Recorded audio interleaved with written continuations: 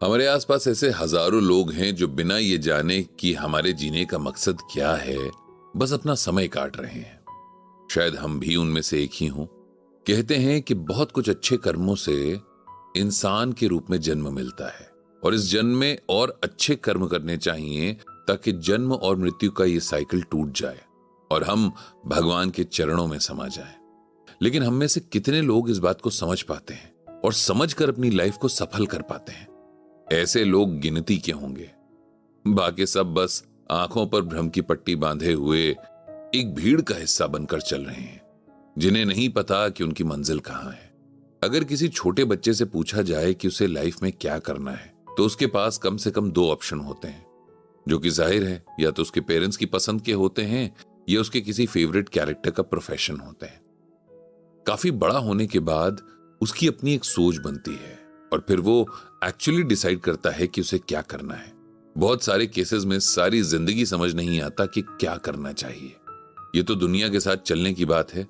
Spiritual world में तो वैसे भी बहुत कम लोग इंटरेस्ट रखते हैं और फिर वहां आगे बढ़ने में दुनिया के तमाम झमेले इतनी दिक्कत पैदा कर देते हैं कि लोग इतना आगे बढ़ ही नहीं पाते हैं कि अपने होने का असली मतलब समझ सकें। श्रीमद् भगवद गीता हमें हमारे इसी असल मकसद से मिलवाती है, हमें हमारे होने का मतलब समझाती है। बृजभूषण जी और पंडित जी से एक बार किसी ने पूछ लिया था कि अगर अरबों लोग जो इस दुनिया में रहते हैं उनमें से कुछ हजार या लाख ही सही अपनी स्पिरिचुअल जर्नी पर अच्छे से चलने भी लगे तो इससे दुनिया में क्या बदल जाएगा। जब चारों ओर नफरत, गुस्सा, धोखा और हिंसा भरी पड़ी हो, तब कुछ लोगों के अच्छा स्वभाव रखने या अच्छे कर्म करने से क्या फर्क पड़ जाएगा। पंडित जी ने जवाब दिया कि हम में से कोई भी दूसरों के लिए रिस्पॉन्सिबल नहीं है और ना ही हमें इससे फर्क पड़ना चाहिए कि दूसरे क्या कर रहे हैं, क्या नहीं कर रहे हैं। हमारा वन एंड ओनली एम खुद को बेहतर बनाना है। अगर हम ये कर लें तो वही बड़ी बात है। अगर हर कोई यही सोचने लगे कि उसके अकेले के अच्छे काम करने से क्या हो जाएगा, तब तो कोई भी कुछ भी अच्छा नहीं करेगा। पंडित जी को इस बात पर एक बहुत पुरानी कहानी भी याद आ गई थी। एक शहर जो कि समुद्र के किनारे बसा था, उस समुद्र में बहुत बड़ा तूफान आया जिसने बहुत तबाही मचाई। जब तूफान थमा तो बहुत सारे लोग तमाशा देखने समुद्र के किनारे चले गए। इनमें एक लेडी भी थी जिसके साथ उसका 6 साल का छोटा सा बच्चा भी था।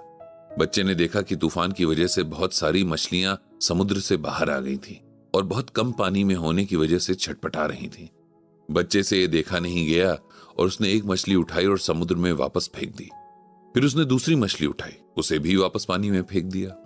जब बच्चा ये बार बार करने लगा तो उसकी मां ने कहा कि वो ऐसा ना करे क्योंकि मछलियां तो बहुत सारी हैं और वो एक एक करके कब तक उन्हें पानी में फेंकता रहेगा, वो सबको नहीं बचा सकता है।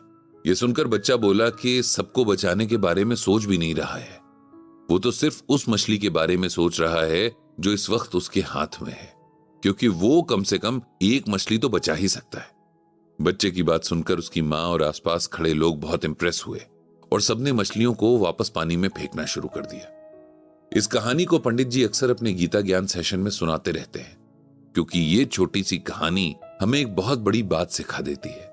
जब भी हम कुछ करना चाहें जिससे कोई बहुत बड़ा डिफरेंस हो सकता है, तब उस काम की शुरुआत बहुत छोटे स्टेप से करनी चाहिए। जैसे कि अगर दुनिया को बेहतर बनाना है, तब शुरुआत खुद को बेहतर बनाने से होनी चाहिए। अगर हम इतना भी अच्छे ढंग से कर पाए तो ये भी एक बहुत बड़ा कंट्रीब्यूशन होगा। गीता ज्ञान के बारे में भी यही बात है। सबसे पहले इसे खुद समझना और अपनी लाइफ पर, अपने मन और बुद्धि पर अप्लाई करना चाहिए। ऐसा करना भी बहुत डेडिकेशन और पेशेंस के साथ पॉसिबल है। लेकिन अगर हम सिर्फ अपने आप भी गीता के बताए रास्ते पर चल सकें तो ये बहुत बड़ी बात होगी।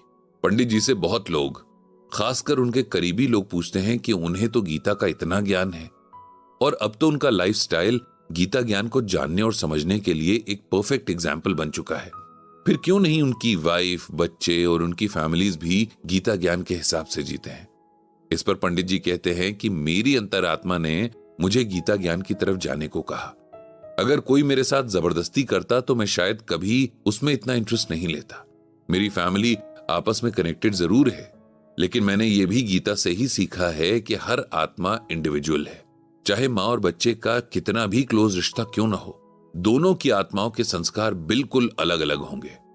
माँ अपने बच्चे से यही एक्सपेक्ट करती है कि वो सारी अच्छी बातें सीखे, लेकिन हर बच्चा ऐसा नहीं करता है।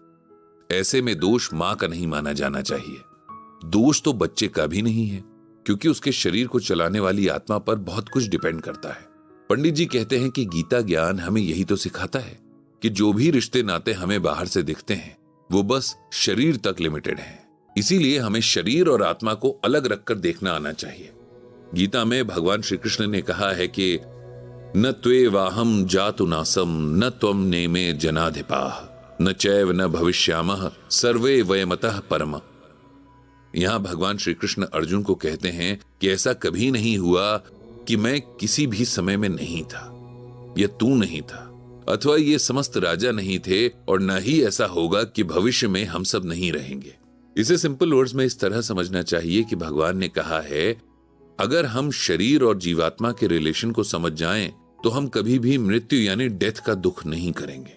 भगवान कहते हैं कि ये जो राजा या तुम अभी यहां पर मौजूद हो, तुम सब हर समय में थे, बेशक अलग अलग शरीर में, लेकिन जीवात्मा यानी शरीर को चलाने वाली आत्मा हमेशा रहती है।